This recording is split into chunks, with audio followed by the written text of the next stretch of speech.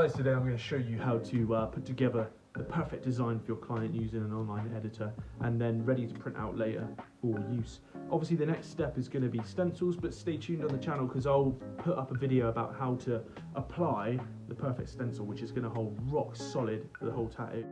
Right, let's get straight into our image. I've already prepared a side calf picture here on my canvas, as you can see, and I've got a little folder here that I put together with our images. So for the sake of today's design, guys, I've chosen to do a lovely tiger with a flower and a little bit of background, just so that we get an idea of how to put together a concept like that. It is quite a common concept, the big cats and flowers, so it's a perfect theme for today. So we're going to rasterize the layer now, so that then we can flip it, we can edit it, we can take a bit of the background off with the rub out tool and just make it flow on the leg. That's just going to let our client have a little bit of a visual of the ideas we have. So we're going to flip it. We want to make sure that the tiger faces into the body, purely just for the flow on the leg, really. There isn't any strict rule. You can flip him if you want to. I tend to adjust the opacity like this, so obviously for the sake of the design, number one, we can obviously see the leg underneath to rub out the bits we don't need, but number two, keep the opacity down anyway, because naturally when a tattoo heals it looks soft on the skin, so it gives a bit of a truer representation if when we do the design we keep it the same.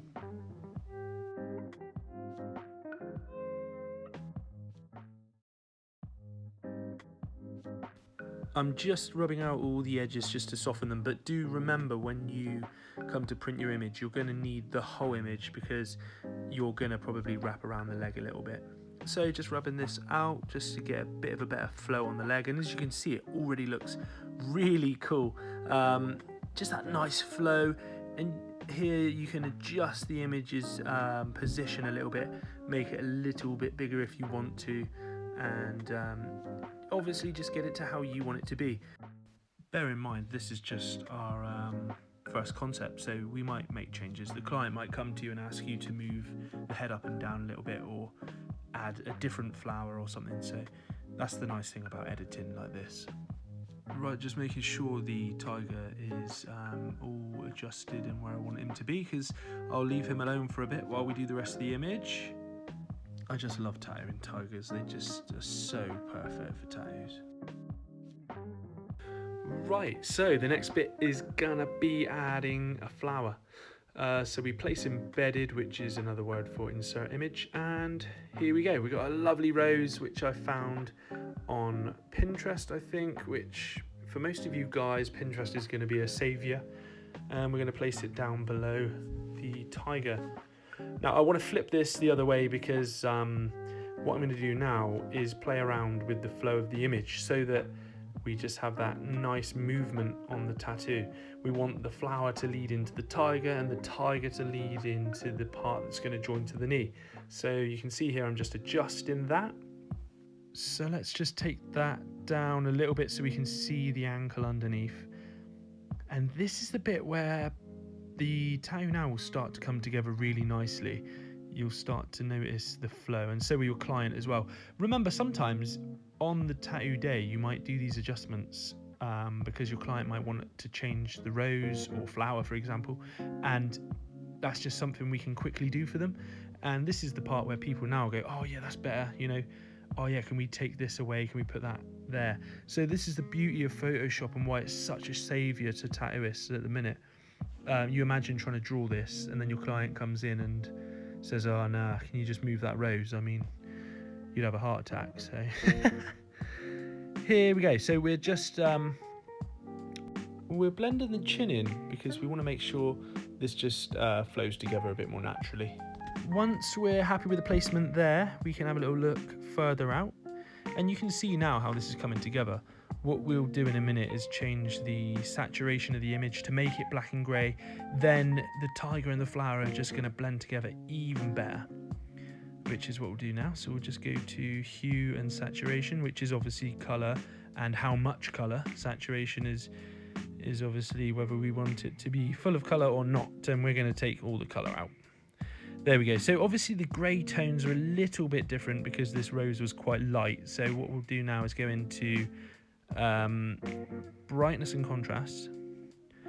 Just adjust these a little bit. We can put a bit more depth into the center of the rose to give us a bit more tone to match the dark bits on the tiger. So that's pretty good. That's quite a nice little blend we got there. So playing around with this bar, I don't know why, because it's not going to do anything now that I've taken the saturation out. So just leave it alone, Jared. Right, so we're zooming out. That's coming together really nice. And the next part is obviously going to be just tidying up the edges. It just looks a bit more professional. Obviously, if your client isn't here and you're thinking of sending this to them while they're at home, they're going to obviously appreciate it if it looks really nice and neat because you've put a bit more effort into it. So we've got this void up here now, side of the knee. Okay, this is the area. Not a very nice area if you're a client. Hits those tendons like a dream. So I'm just looking for a little bit of filigree, which I had on the desktop here. Filigree, if you don't know what it is it dates back to like 3000 BC. It's a form of sort of intricate metalwork, but it's been used in frames and fabrics and textiles and everything now, and artists are finding that it just works so lovely in the backgrounds of tattoos and even as focal points. And the flow and the lines just work so lovely with tattoos, especially in the backgrounds. If we, in a minute, as I will show you, take it down, take the saturation out, lighten it up, it just flows so nice in the background. I tend to use it quite a bit. So we're just cropping this up. We're getting all the other little bits out because I found a template online again, one that I liked. You can obviously choose anything you want really as a background. The client might have a bit of an idea, but most of the time they're really not sure how to flow it. So they say, all right, I'll leave it to you, and I just give them this as an example. But this is just a beautiful way of just tying the image off. If we left the tiger as it is, it's fine.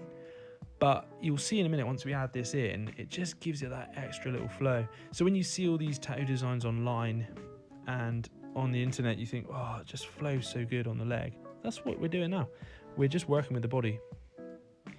So I'm just going to adjust this, probably flip it, because that angle there isn't going to work too great because the curve is coming into the kneecap and it's just not going to flow off very good for me.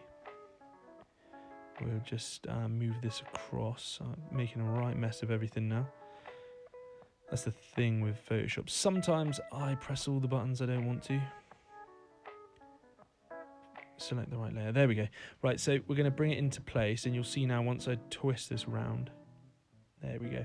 I'm already like thinking, there we go, look at that. That's much better.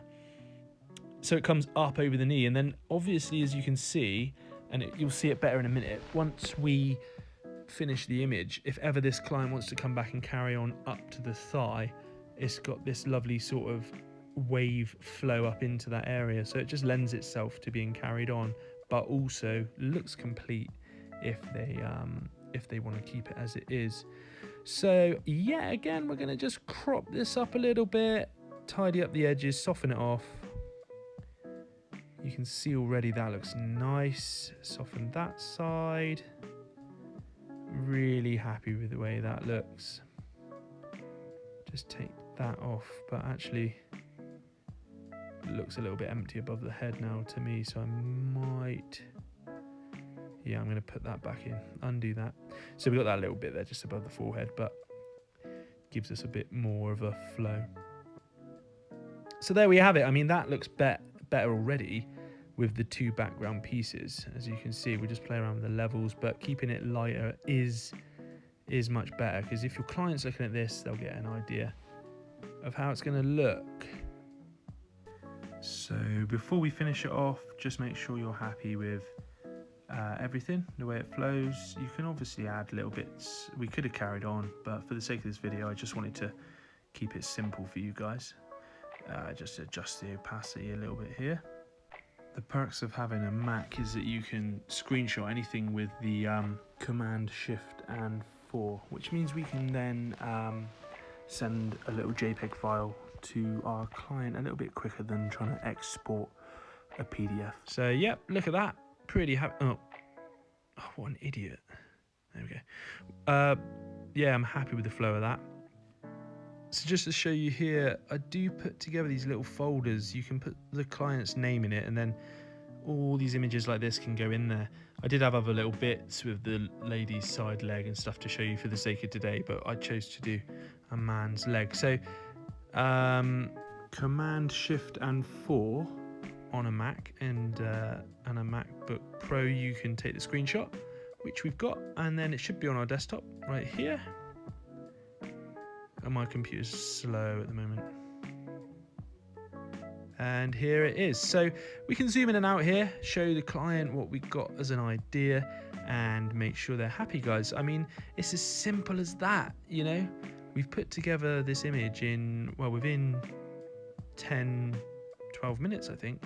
Oh, here we go. You can flip the image using the tools section on your preview, which just, if the client is thinking of swapping legs, gives them an idea of it, and it's good for you as well. You can print all that out as you need to. This is obviously the latest version of Photoshop, but guys, like I said, you can use programs such as pixlr.com as well. So that's it, guys. I hope you've got all the tips you need to put together the perfect design for your client. Any questions or anything I've missed, just please pop in the comment section below and I'll be happy to respond to that. That's the end of this video. Thank you for watching. Cheers.